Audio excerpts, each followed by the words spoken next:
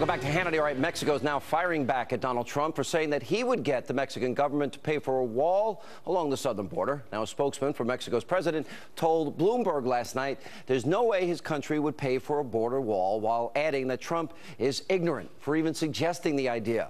Well, Mexico might be saying this now, but earlier this week, Trump explained to me and you how we would make them pay to secure the border. Take a look. I watch politicians come on. Can you imagine, Sean, he's saying Mexico's going to pay? They'll never pay. And I'm saying that's like 100%. That's not like 98%. Sean, it's 100% they're going to pay. And if they don't pay, we'll charge them a little tariff. Joining us now with reaction, author of the New York Times bestseller, Adios America, the left's plan to turn the country into a third world hellhole. And Coulter's with us. Also here, National Review writer Charles Cook. Guys, good to see you. And, by the way, funny line by Trump today about Joe Biden. He said, I think it'd be a great matchup, him against Biden. I have a great record. I'm a job producer. I haven't been involved in plagiarism. I think I'd match up well against Biden. The one yesterday was even better. Which one? I've had it up to here with Rand Paul. Ouch. Well, look. He's a funny insulter. Yeah. But he's more than that. I mean, he's clearly right about the Mexican wall thing. And this is part of what is appealing about him. Not only is he the only one seriously talking about immigration, and the only one, I think, who is believably saying he'll build the wall, while the rest of them are coming up with nonsense excuses. Oh, there can be tunnels under walls, and I'll secure the border, but we'll use high technology. Okay, these are just different ways of lying to us. You're not going to build the wall. But look, we send Mexico $14 billion in foreign aid every year. Of course they'll pay for the wall. All right, Charles, let me go to you. You know, I might say it a little differently than Donald, because the bottom line is Mexico has no problem at all with people crossing our border. They're doing nothing to help us, nothing to assist us. So in many ways, it takes away some of their problems, poor people, other issues that they may have. Some of their population coming here has been good for them. We give them aid money, and I think Donald Trump's right. You withhold the aid money, and guess what? You put in a tariff, they're going to get more concerned about it. Makes sense to me. I have to say, I'm just astonished by the collective insanity that seems to have marked the conservative movement over the last month. What's astonishing about it? I've been saying secure the borders for years and years and years. I don't mean secure the border. I mean that Donald Trump, who has put forward no plan whatsoever except to pretend that Mexico is going to pay for a wall, is being taken seriously. That's not true. Wait a minute. What you're saying is not true.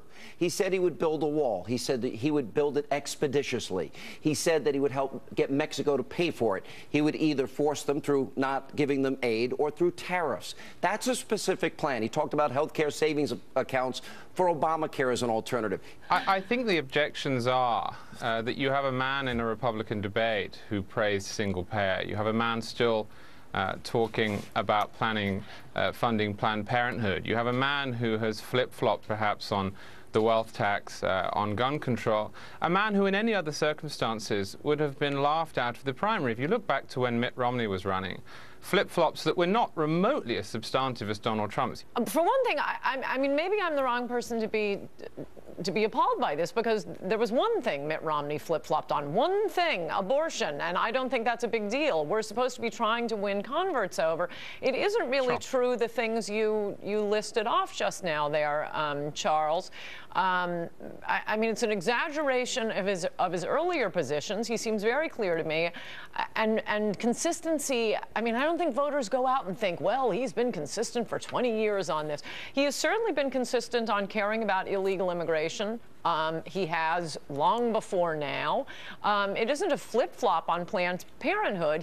He's not a politician. He's not familiar with all of the deceptive ways Planned Parenthood will sneak through funding for abortion. And so when he said, look, I'd fund the other health care things Planned Parenthood does, but I wouldn't fund the abortion part, people pointed out, well, they just segregate the funds. You really are funding the abortion. He said, okay, fine. If they do any abortions, no funding for Planned Parenthood. That isn't inconsistent. That is a slight change to a position, because he hasn't spent his life being a policy wonk, but he's coming up with more specific answers on things than I think the other guys are. Hold on. Firstly, it's not a slight change when you go from being pro-choice to pro-life when you run in the primary. But he actually changed his mind this week. I mean, he said on this show... That's what I was talking about. He said on this show, I think yesterday, maybe the day before, that he was fine with the progressive income tax. When you reach a certain point, you should pay more, he said. The day before, he'd suggested he was in favor of a flat tax. Literally 24 hours before. He's making it up as he goes along, and we're all falling for it for some reason. He isn't making it up as he goes along. The wealth tax, as he explained to Hannity, he said, look, I'm a rich man. If you look at what the national debt was back then, why shouldn't we? I can pay it off personally. Now the national debt is so huge, I couldn't pay it off personally. This isn't some huge, shocking flip-flop. I think it's a far more appalling flip-flop, except it isn't a flip-flop. It's a lie that almost every one of the other Republicans running keeps insisting that, yes, they want to do something about illegal immigration. And, oh, boy, we are going to secure the border first.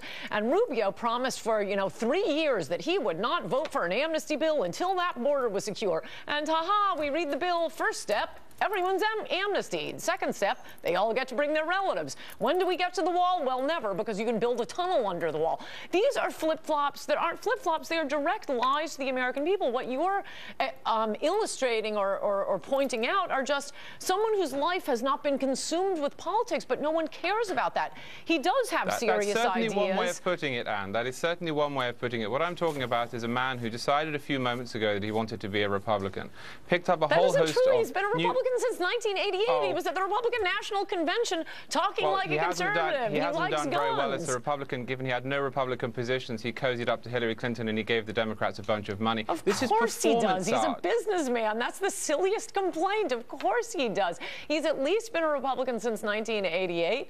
He's pro-gun. As far as I know, he's never been anti-gun. What I'm talking about, you're catching him on these teeny tiny little developments of a position. Pro-gun? I think we're moving our positions around what Donald Trump says. He was in favor, on the record, of an assault weapons ban. Is that now pro-gun? No, but a lot of people. So was. So were Republicans in Congress. So was John Kasich. I don't think Republicans treat assault weapons bans like that when anyone else suggests them. John Kasich actually voted for it, and he knew something.